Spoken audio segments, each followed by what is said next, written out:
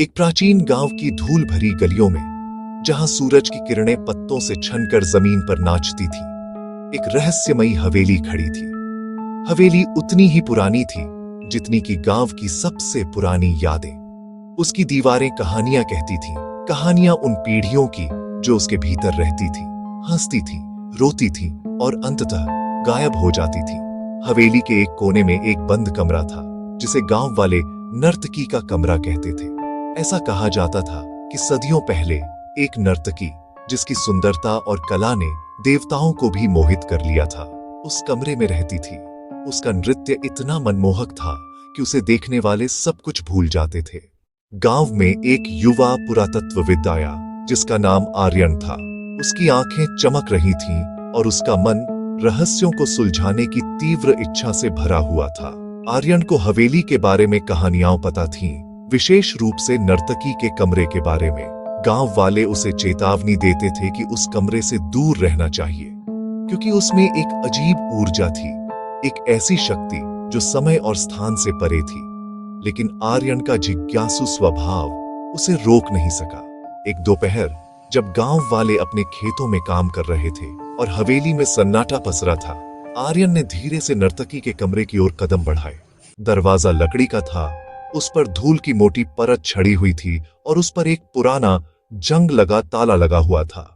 आर्यन ने अपनी किट से कुछ औजार निकाले और सावधानी से ताले को खोलने लगा।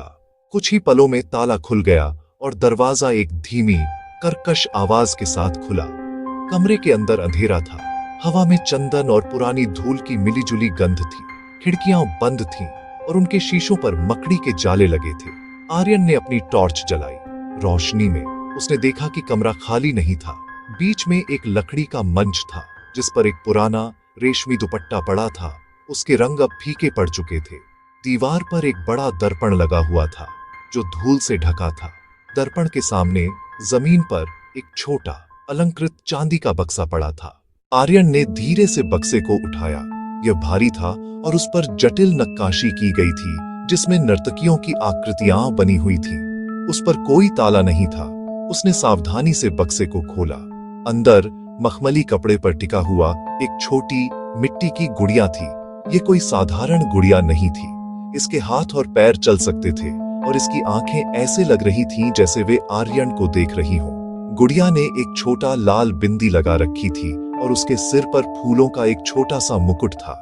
जैसे ही आर्यन ने गुड़िया को छुआ, कमरे में एक धीमी, मधुर आवाज गूंजी। यह एक घुंघरू की आवाज थी, जो इतनी धीमी थी कि लगभग सुनाई नहीं दे रही थी, लेकिन इतनी स्पष्ट थी कि आर्यन को लगा कि वह किसी को नाचते हुए सुन रहा है। वह आवाज गुड़िया से आ रही थी। गुड़िया के होंठ धीरे से हिले, जैसे वह कुछ कहने की कोशिश कर रही हो।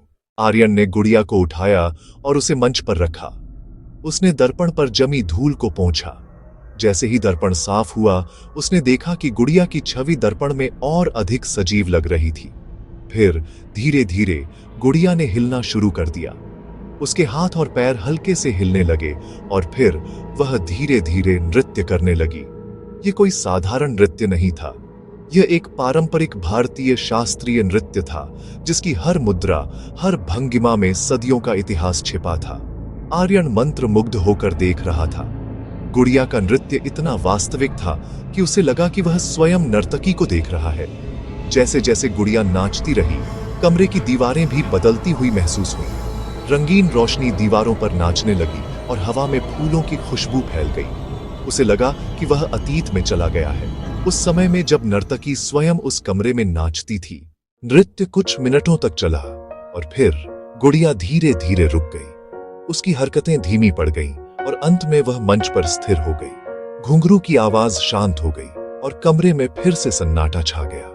आर्यन ने देखा कि गुड़िया अब पहले से अलग दिख रही थी। उसकी आंखें अब पहले से भी अधिक सजीव थीं और उसके चेहरे पर एक हल्की सी मुस्कान थी। उसने महसूस किया कि यह सिर्फ एक गुड़िया नहीं थी, यह नर्तकी की आत्मा का एक हिस्सा था, जो सदियों से इस कमरे में कैद थी। गुड़िया ने उसे न केवल एक कहानी दिखाई थी, बल्कि उसे एक अनुभव भी कराया था। एक ऐसा अनुभव जो भारतीय कला और संस्कृति की गहराई को दर्शाता था। आर्यन ने गुड़िया को वापस बक्से में रखा और सावधानी से बक्से को बंद कर दिया। उसने दरवाजे को धीरे से बंद कर दिया लेकिन इस बार उसने ताला नहीं लगाया। वह जानता था कि अब यह कमरा सिर्फ एक रहस्य नहीं था, बल्कि एक जीवित इतिहास था। एक ऐसी जगह जहां कला और आत्मा एक साथ नृत्य करते थे। आर्यन गांव से चला गया, लेकिन नर्तकी के कमरे की याद और गुड़िया का नृत्य हमेशा उसके साथ रहा।